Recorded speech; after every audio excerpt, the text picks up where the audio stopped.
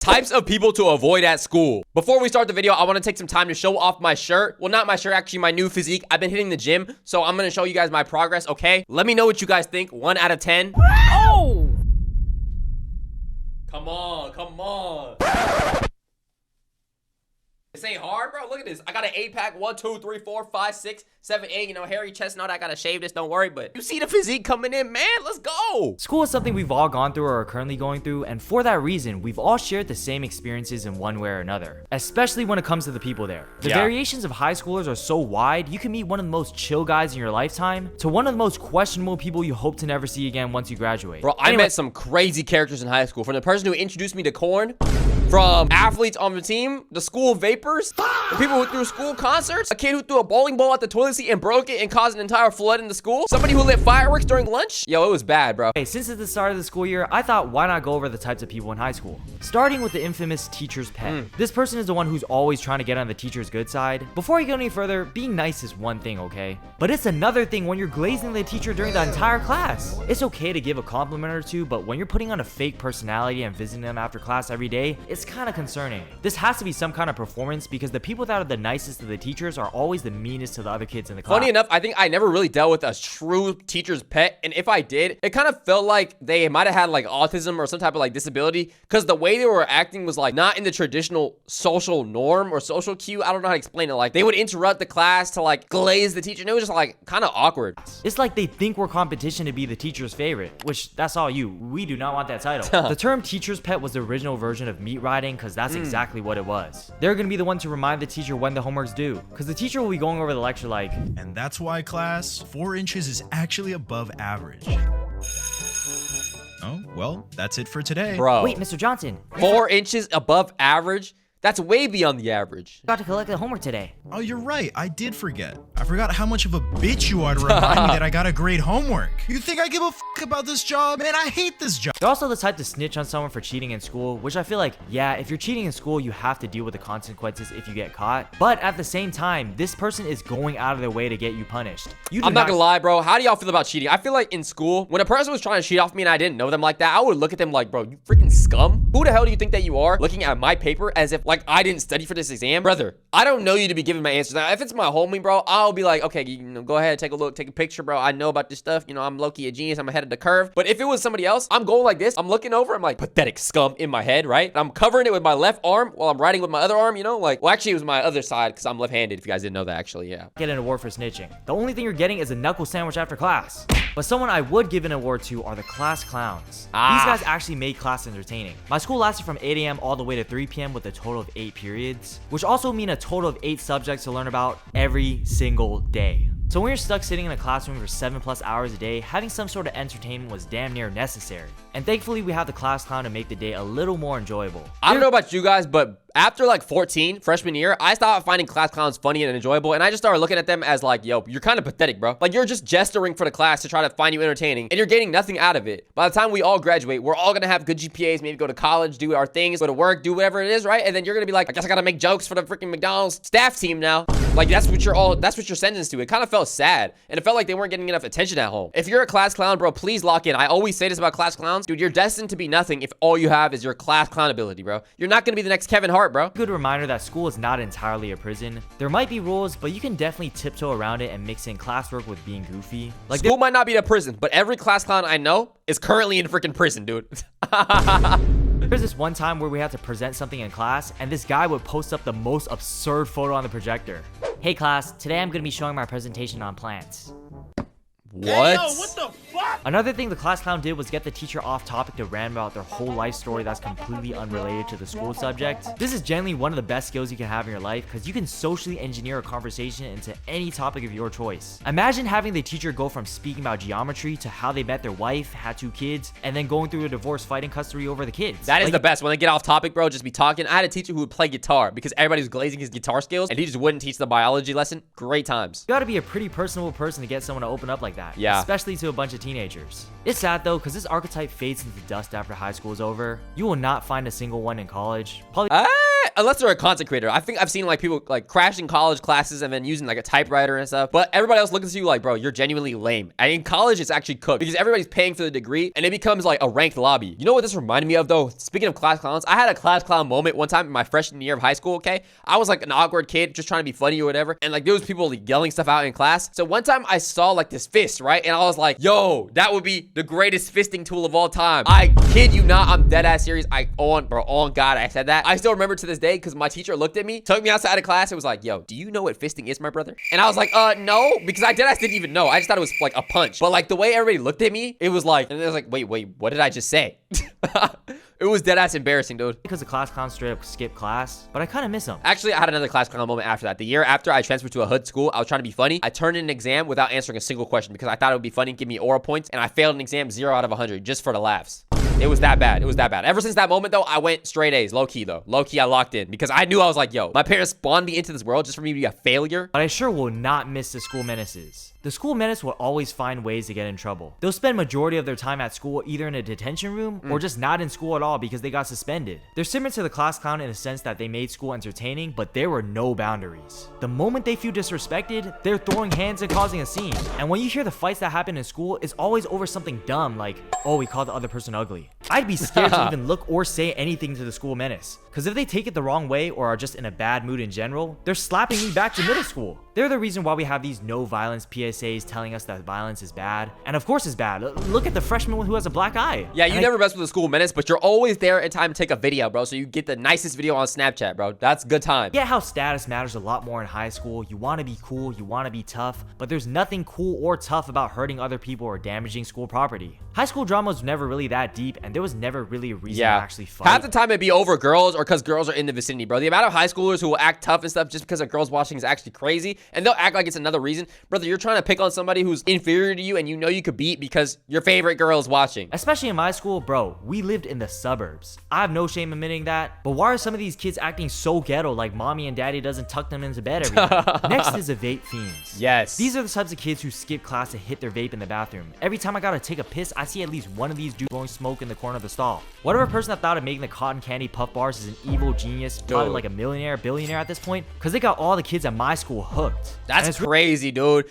We, as a generation in Gen Z, we're like, yo, cigarettes are cooked. We're out with that. The big companies decided, let's just make it a strawberry mint, suckable, pink, beautiful, elegant-looking toy device thing and futuristic, and the kids will love this. And we ate it up, bro. Not we, because I don't be doing that. I never did it. But the amount of kids who did, you were dead ass calling the bathroom the vape room, the vape break room. It was that often. Really sad to see because they're like 14, 15, 16, and they're already addicted to the geek bar. It's definitely affecting them. I seen bros tweaking out just because he forgot his pen at home. The kids vaping probably have the least amount of self-awareness because if you call them out on being addicted, they swear to you that they can quit anytime. But they always find They will say they can quit anytime and then they never quit, bro. You cannot quit and that's fine to admit, but try to get better, bro. It's so bad for you, nicotine addictions. Some people might think it's not that deep. It's terrible. Uses to keep vaping because they needed to focus or because of their anxiety. Like you're asking to go to the bathroom just to hit your nick. By the time these people want to quit too, they'll realize they're so deep into it, like they feel withdrawals, it's actually cooked. Like you're better off just never trying it. Some of these things, I'm so glad I never even did it because I was scared or I wasn't like really a victim to peer pressure and religious reasons, parental reasons, etc. Because if I did, I feel like I would easily get hooked on it. One thing about me, bro, I'm very much like a human being. So like, well, obviously, right? But I don't believe that I'm superior in any way to the average person. Some people are like, oh no, I won't get addicted. I won't do that. And it's like, bro, you are a massive ego head if you think that scientifically everybody else gets addicted to gambling, smoking, drinking, all this stuff, and you for some reason have the brain willpower to be different. Why? You're not better than anybody else in anything. You're failing in school. You're failing in life. Like, what is actually superior about you to think that you can just battle some chemical brain addiction? Please let me know. So I was always like, yo, if I try this, I'm gonna get addicted. Let me not even touch it. Pretty sure you're addicted, gang. I just hope these people get the help they need because this is gonna snowball to a heavier and heavier stuff. That's the other thing. How do they be getting these items, bro? Some kid is getting it from some older person in the freaking Fortnite item shop, getting it transferred in somehow, smuggling into school, and now it's being sold. Whoever is the original person selling to 15, 16-year-olds, you are scum and you need to be sent to hell. That's gonna ruin their life when they're older. Next we have is the hot Cheeto girls. Oh. Hot Cheeto girls are the types of girls who munch on their chips during the first period when everyone is still asleep. They're typically known for their long nails, long lashes, probably carrying a trendy plushie with them nowadays. I don't really have much to say about them other than that they're loud as fuck. The next I have is not the hot Cheeto girls, typically like the stereotype is associated with Latinas, right? I think from where I was, there was all races of hot Cheeto girls, white girls, Latina girls, Asian, black girls, all of the above, right? The hot Cheetos. But one thing I will say, I think most people associate them with like the whole zoo type of thing nowadays. But for me, I associate them with this like really, really crazy smell of this perfume that they would like spray all over in the middle of the class. We talked about, but it's the snack reseller.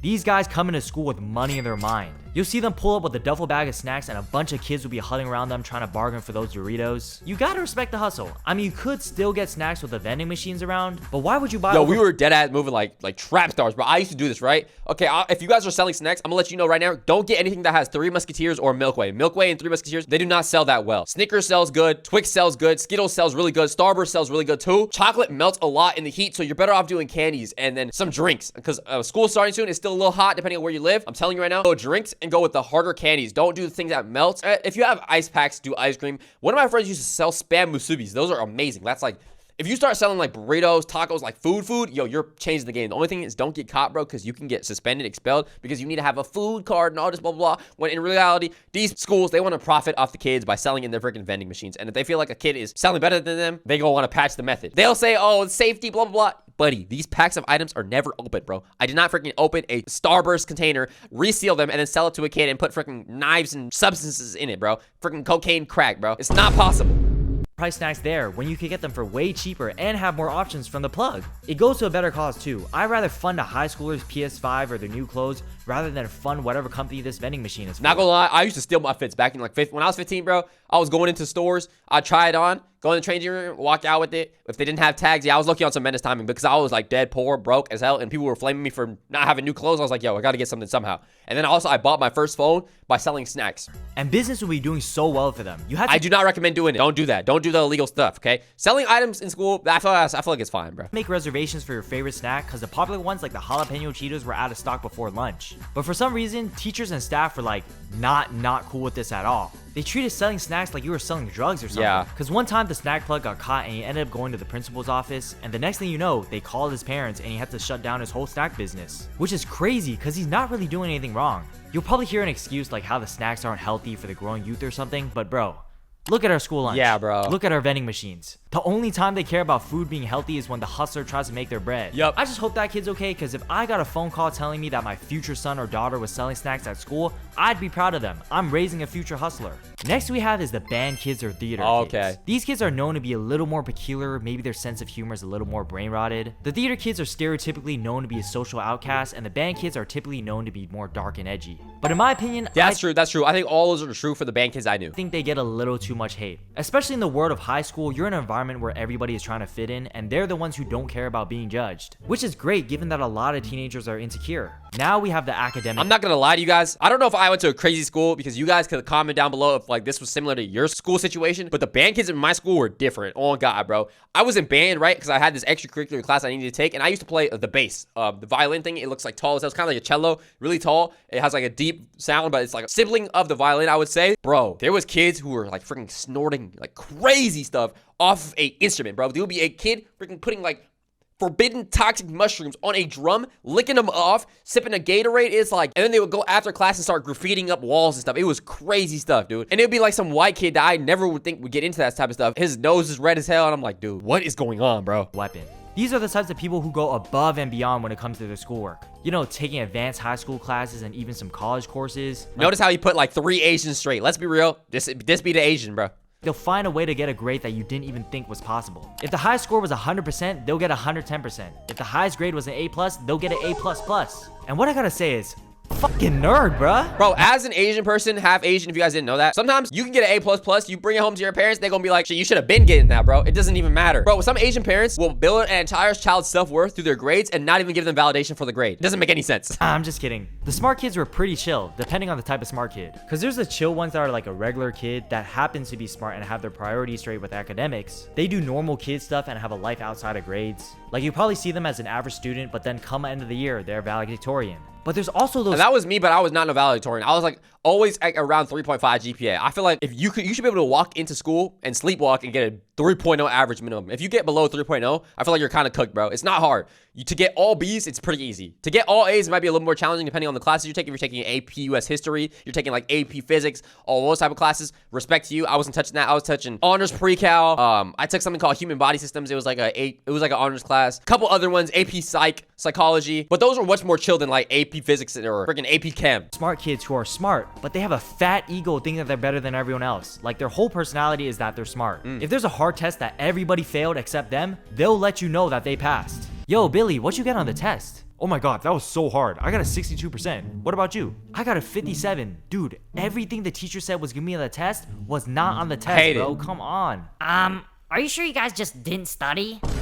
I got a 97%, and I barely even studied. No. If you run into a real academic weapon, this is how they hit you, bro. That's actually not always the case. They will hit you with the Damn, that test was so tough, bro. That shit was so hard, bro. I was studying all night, man. Damn, bro. It wasn't even like... And then you'd be like, yeah, me too, dude. I got a 68. And they're like, damn, bro. Yeah, I got a 97. And I usually get 105, 110. So, like, this shit ain't nothing for me. But that's like basically a failure. If I get anything below 100, I fail. That's how they hit you. They hit you with that subtle flex. And then they'll look at you like, knowing damn well they just flexed on you. And you can't say nothing because they did it in a non-flexing way. You can be an academic weapon, but you don't gotta shove it in people's face with that superiority. Facts. On the other hand, we have the degenerates. Oh. These people don't do anything when they come to school. They don't pay attention in class, don't do their homework. And when they're home, they're on Discord 24/7 playing video games. Oh my god, I bro. kinda get it. School sucks, but like, there's a future that you have to look out for. So, you get There's different types of degenerates. There's the thug degenerates who wear like a spray ground backpack, okay? If you know, you know. It's like the ones with the freaking shark on it. You know they're low-key like on some thug shit, bro. And then on the other side, there are the people who don't bring a backpack to school at all. Just a notebook. Or, but even worse, they'll bring like the freaking drawstring bag that doesn't hold anything but a freaking water bottle and a couple pencils, if that. They'll be like, yo, can I get a piece of paper, bro? Can I get a pencil, bro? Nigga, you're not taking no damn notes, bro. Why are you even here, dude? You just here so you don't, like, your parents don't get mad. pass if you're like a freshman or a sophomore, but like if you're hitting upperclassmen, it's about time you lock in, because eventually you'll get thrown out of high school and into the real world. Yep. So you got to start thinking about whether you want to be broke in college, broke working a job. And trust me, being broke without college or having a job is the worst feeling ever. I wonder what happens to these guys after graduation. Yeah. I'm guessing they're still living with their parents, making shitty YouTube videos at home or something. But anyway, Hey, man, why you have to say that about me, man? subscribe. This video is for laughs and giggles. I don't want anybody to feel offended if you fit into these stereotypes. I hope you guys enjoyed, and I wish you all the best of this school year. I'll see you in the W video right here. Definitely not offensive at all. Let's be real, bro. Like 90% of this was straight, just real talk, experiences that you will meet in high school. I think for sure that there was more stuff that he could have talked about. I feel like he didn't really talk about like the gangsters, the thugs, or like the degenerates who walk around with freaking speakers playing the worst music you've ever heard through the campus, just being a nuisance, bro. Either way, that's gonna do it for today's video. With that being said, make sure you like, comment, subscribe, join the Discord link in the description. It's Love It Low. I love you, and I'm out.